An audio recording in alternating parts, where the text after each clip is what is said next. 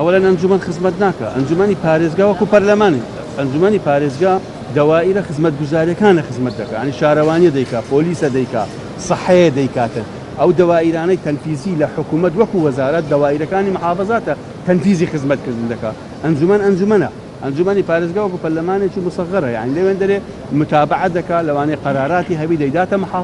محافەزە لە ڕێگەی دەوائر تەنفیز دەکاتن بەڵام قەیرانی دارایی کە هەرێمی کوردستانی گرتیتەوە خۆ معلومە یعنی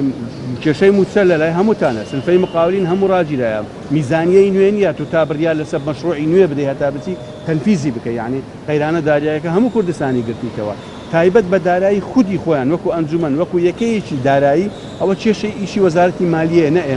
ئێمە و ئەنجومەنەکانیش داوامان لە وەزارەتی دارایی کردیە کە یەکەی حسابی تایبەت بە خۆیان بە ئەنجومەنی پارێزگاکان بکرێتەوە بە ئەعتیبار ئەنجومەنی نوێنە بۆ ئەوەی بتوان ئیشەکانی خۆیان بکەن بەڵام ئەو بابەتە تایبەتە بە سیاسەتی وەزارەتی دارایی چکە ئەوان میزانیان لۆ دابین دەکات وەکو یەکەیەکی تایبەت بە خۆیان وەکو هەر فەرمانگەیەک کە ئەنجومەنی پارێزگایە